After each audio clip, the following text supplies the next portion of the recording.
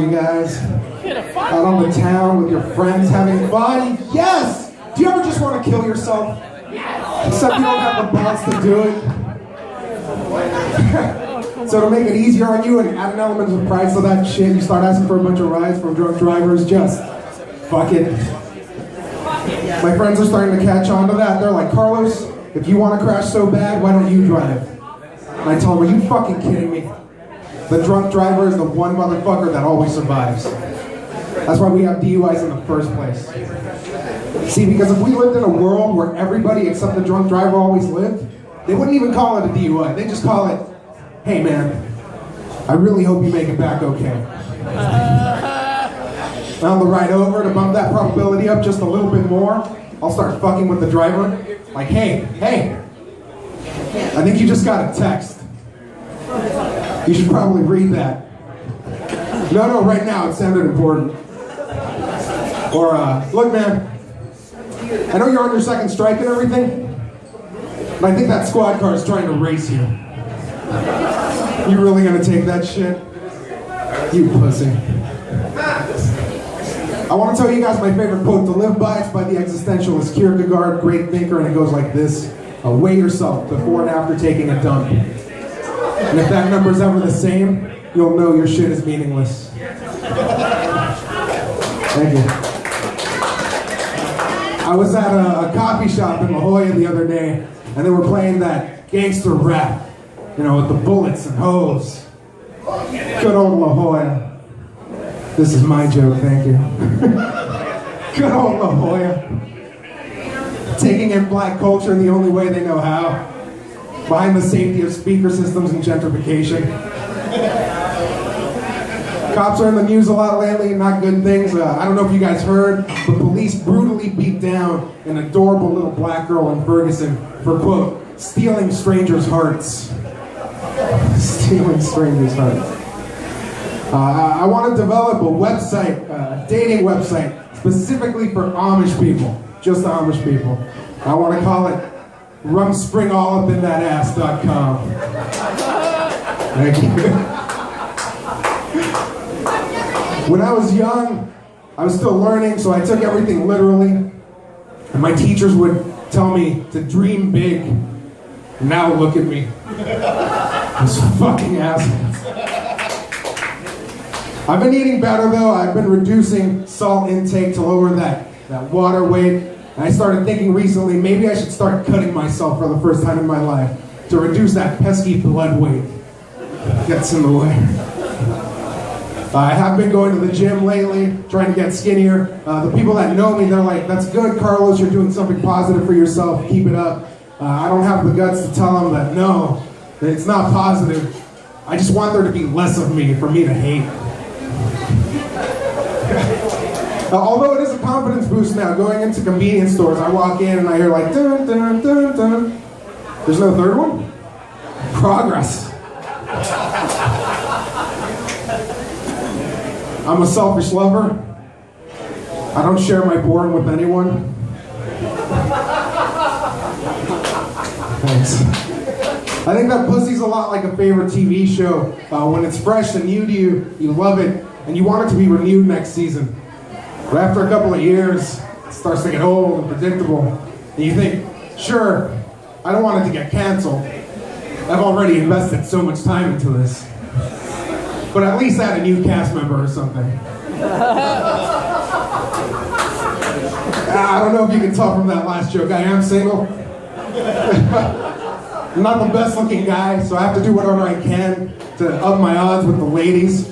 Even small things help. So one thing I've been doing is wearing dress socks instead of normal socks. I'm rocking the fancy stripes today. I do it to give women, thank you, a false sense of security so that they think, oh, he's probably gay. So if I talk to him, nothing's really gonna happen. That's where I'm like, wrong bitch. Now you have to use Plan B tomorrow.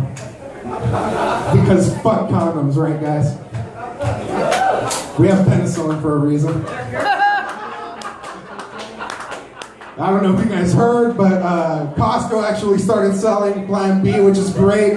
You save money, but Plan B is the name brand, and I'm a real Jew when it comes to buying shit. So I wish there was a way to save even more money, have the generic version or something. I don't know, call something like Kirkland Instaboard.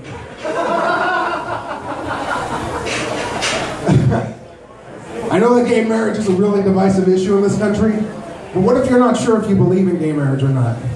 Does that make you a fagnostic? You're right. That joke's too controversial. I don't want to press that many buttons. So instead, I'm just going to compare black people and Mexicans.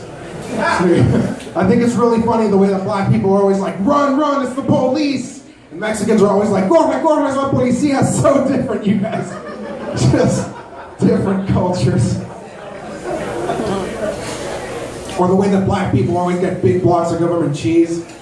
Mexicans always get big blocks of government cheese with a fucking jalapeno on top. By the way, I think it's really unfair that minorities get advantages with things like affirmative action, while white people have to scrape by with things like inheritance, health insurance. God, I hate white people. And by white people, I mean Jews and Asians. Is it racist that I don't trust Mexicans to valet park my car? Or is it racist that as a Mexican I'm too broke and lazy to afford valet parking? Or a car, really?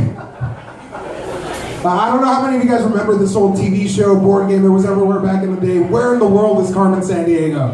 Yes, I fucking loved it. I played it throughout my entire childhood. But like I said, I am Mexican, so I had to play the knockoff version. It was called Where in San Diego is Carmen. To be honest with you guys, my mom's name was Carmen. I never actually found her. These are jokes, calm down. None of this is real. Like the Easter Bunny or love. I got home late the other day. I didn't realize it was family game night. I love family game night. Thankfully, they were really cool about it. They left me a spot in the center. They were all sitting around the table. I sit down. They hand me the rule book, small little pamphlet, so we can start playing. And one by one, they take turns saying really nice things about me and then crying, and I'm laughing. God, I love that game intervention, you guys. It's the best. They keep saying I don't win, though, so I don't get the rules for that game. I did get the light, so before I leave, I do want to say a joke for the ladies in the audience. Ladies, let me hear you. No interaction? Cool, I'm fucking used to it. It's alright. Fuck you guys. So I was walking around the other day and somebody stopped me in the middle of the street and they're like, Carlos, is it true that you're willing to eat a girl's ass out during sex? And this is where I like to pause the joke and ask the ladies in the audience, how many of you enjoy that in your personal lives? Really? None of you are going to own up to it like it isn't a thing? You know, you're not lying to me here, you're lying to yourselves and to God. So anyways, I will later on, just wait. So they asked me, Carlos, is it true that you're willing to eat a girl's ass out during sex? And I say, well, look at me. Clearly I'm willing to eat anything. So why not eat a girl's ass out during sex? And they said, really? And I said, no, not mayonnaise. That shit's disgusting. Thank you very much. My name's Carlos Mendez. You guys have been great.